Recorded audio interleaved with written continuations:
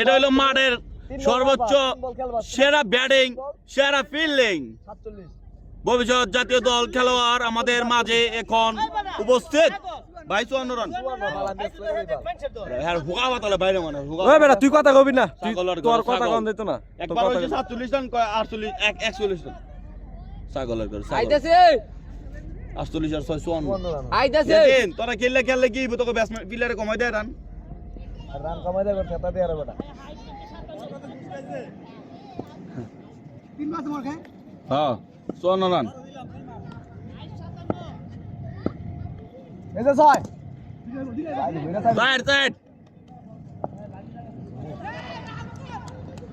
54 আর 256।